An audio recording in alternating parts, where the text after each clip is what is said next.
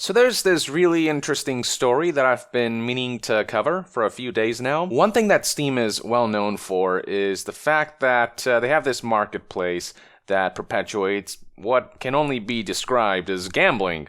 Games like Counter-Strike, PUBG, and Team Fortress 2 essentially allow players to pay for these loot boxes that yield some kind of random item, and players can then take these items and sell them on the marketplace. And the cost of these items in the marketplace, the value, will be defined by their rarity and the demand. So the less likely it is to obtain a certain item, the more people might want to get that item, but because they're not readily available, their price will go up. And so that's how this kind of stuff generally works. And some of these in-game items are rare enough and in high demand enough that their market value can go all the way up into the thousands of dollars. So anyone who lucks out and manages to score one of these rare items will essentially have hit the jackpot, as they can sell that item and make a significant amount of profit. If that all sounds like a slot machine type of scenario, well, that's because that's exactly what this is, except without the checks and balances that casinos have, because there's actual regulations for casinos, whereas loot boxes and video game monetization, that stuff's so new that the law hasn't caught up yet. Now, I'd like to talk about Team Fortress 2 specifically in this video. This is a popular, class-based first-person shooter from Valve. Once upon a time, this was a game that you would have to pay for, but eventually it went free to play, and before we knew it, the game began to support itself entirely on these in-game transactions, from which Valve has no doubt profited handsomely from. And even after all these years, this old game continues to keep kicking. It continues to retain a healthy player base, and it constantly brings in tens of thousands of concurrent players. A healthy player base also means a strong, healthy in-game economy. More players means more demand for in-game items, and in turn the value of items, especially rare ones, goes up, bolstering the economy as a whole. However, recently Valve's faced something of an economic crisis over the last few days with Team Fortress 2. The following information first began to spread on the Team Fortress 2 subreddit when users began to notice some strange activity with the game's loot boxes. Among the most coveted Team Fortress 2 cosmetics are what are called unusual quality items. These are some of the rarest you can get in the game, and at one point, the game's loot boxes for some reason began to churn them out at an incredibly forgiving rate. Instead of the usual 1% chance or whatever to get one of these, people who bought crates soon discovered that for whatever reason, opening crates was guaranteeing unusual items. It goes without saying that this was an unintended error or glitch that caused this to happen. The result, well, as soon as word began to spread, people began buying these loot boxes en masse, and it wasn't long before the marketplace was flooded with unusual quality items. I talked before about how rarity plays a major role in the value of an item.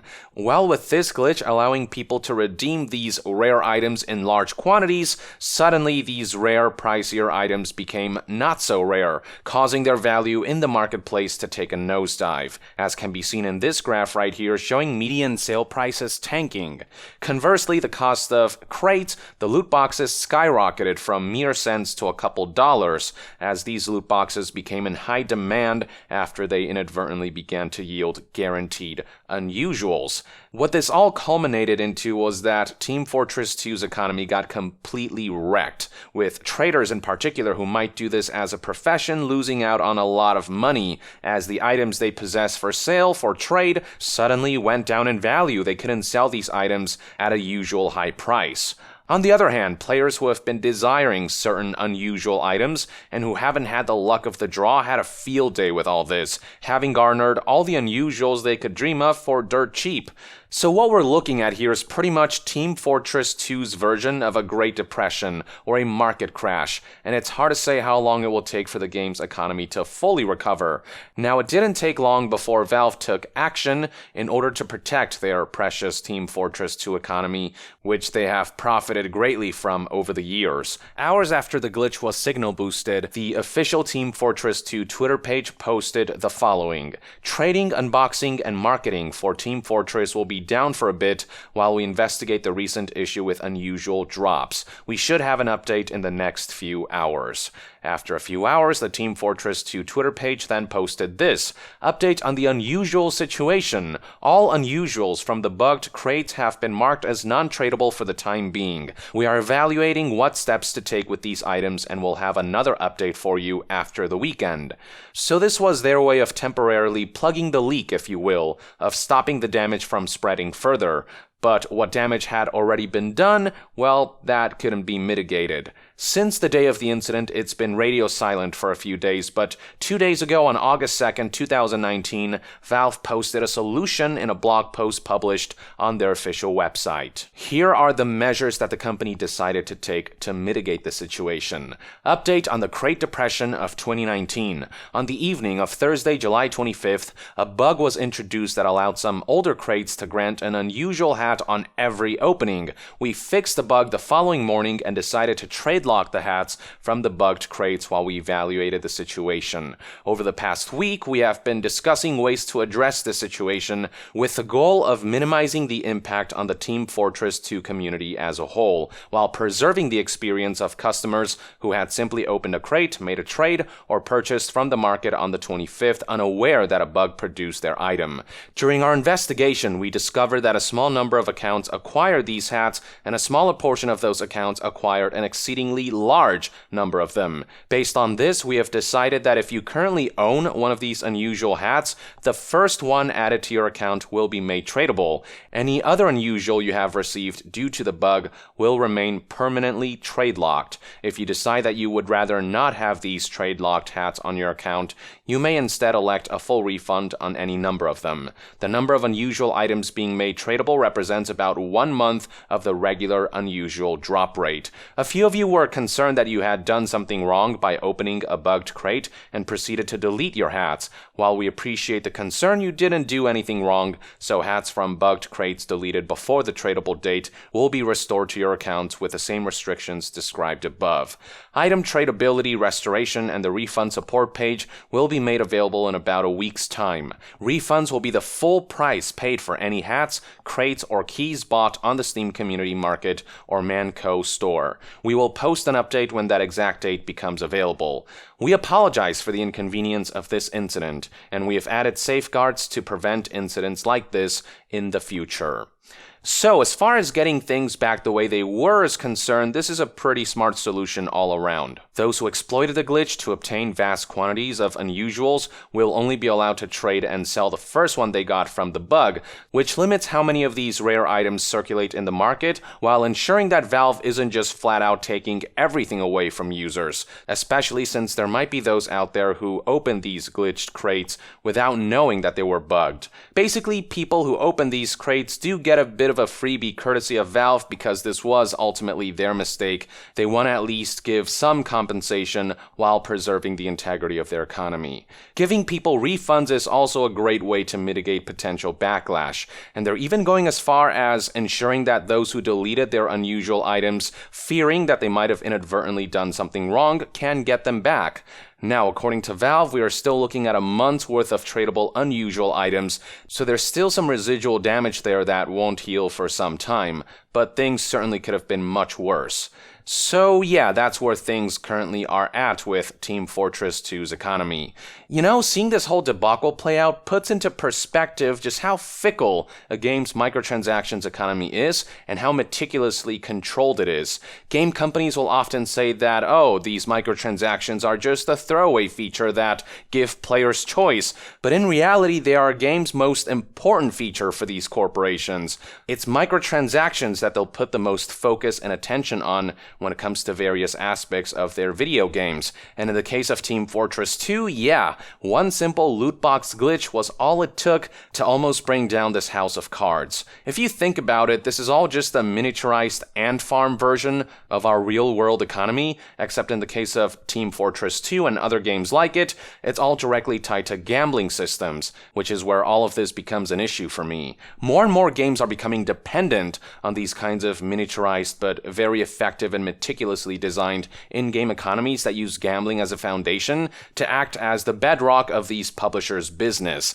This is what the games industry is becoming. It's less about creating games nowadays and more about creating self-confined economies whose sole focus is to nickel and dime players to the greatest extent possible. Some games are worse than others in this regard, for sure. There's a spectrum to the egregiousness of these systems, but in general, the trend of the games industry right now is that making great games with artistic merit and integrity to sell upfront without caveats isn't the primary goal, as that's becoming an antiquated method of making money for these companies, but rather to create a system where user spending is the main objective. Everything else that actually matters to consumers, story, gameplay, fun, that's all secondary now, because from a business perspective, that's not the most short-term revenue-generating thing to do. And what's particularly striking about Team Fortress 2 and similar games like Counter-Strike and PUBG is that these particular titles do allow players to cash out. They're about as close to casino slot machines as you can get,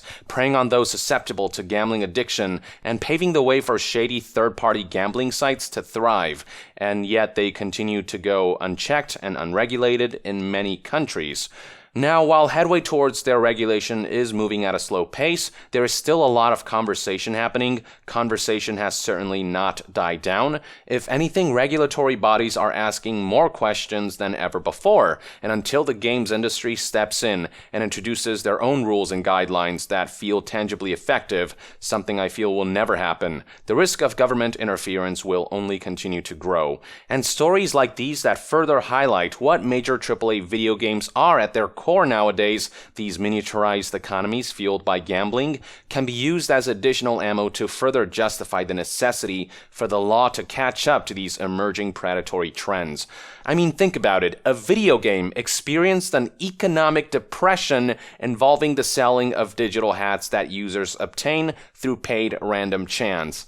I mean, good lord, I remember a time when video games were just things you played, just as movies are things you watch and books are things you read. But now this is a medium that can hardly just be labeled as simple entertainment now. What used to be pure art have become corporate money-milking machines disguised as entertainment. The sad part is that for a lot of these games underneath the predatory economy, you can see that there's a brilliant game there that could be even better if the focus was on design and artistic integrity rather than monetization. And in many cases, these games that have solid core mechanics and that could have a compelling gameplay loop have their potential completely stripped away by monetization schemes. With a lot of these games, you can see a clear delineation between the developer's goals and intent to make a great game and a publisher's mandate to cripple it with monetization tactics. The thing about Team Fortress 2 is that underneath the shady gambling skin economy, it is a fun game that continues to entertain tens of thousands of people around the world. But more and more I'm seeing this pattern of how game companies would sooner ensure the integrity of their microtransactions than ensure the integrity of their product, their games, because the bottom line is that integrity doesn't ultimately make them a lot of short-term money. Fixing a game won't make money, if anything that costs resources, but fixing and bolstering an in-game storefront or marketplace certainly will go a long way in generating revenue. That's why when a flaw in a game's microtransaction system is discovered, developers will treat that as a crisis, essentially, whereas when game design flaws are pointed out, they'll take their sweet-ass time, or they'll somehow use game design flaws as an opportunity to monetize the fix. Stuff like this has happened with titles like Anthem, which quickly removed a bug that introduced high loot rate that made the game fun, but even to this day, they haven't fixed technical issues that have permeated since launch. It's happened with titles like Wolfenstein Youngblood, whose first patch revolved around fixing a microtransactions workaround in this single-player and co-op game, rather than focusing on fixing the myriad issues plaguing the game right now. It's happened with Fallout 76, which introduced purchasable weapon repair kits and scrap kits to monetize various inconvenient aspects of the game, rather than striving to simply improve the game design through patches that offer free fixes. And with Team Fortress 2, it took no no time at all for Valve and the developers there to leap into action, where they usually tend to be pretty slow to react to other less pressing and less monetizable matters. So yeah, I don't know, it's just quite interesting and quite enlightening to see where these companies' priorities ultimately lie. Anyway, I've said all there is to say about the matter. I'd love to hear what your take is on Team Fortress 2's recent crate depression in the comments below. With that, I would like to end this news update and discussion video. Thank you for tuning in. To be further updated on all things gaming news, reviews, and discussions, stay tuned right here on Yong Yeah. I'll see you guys next time. Yong out.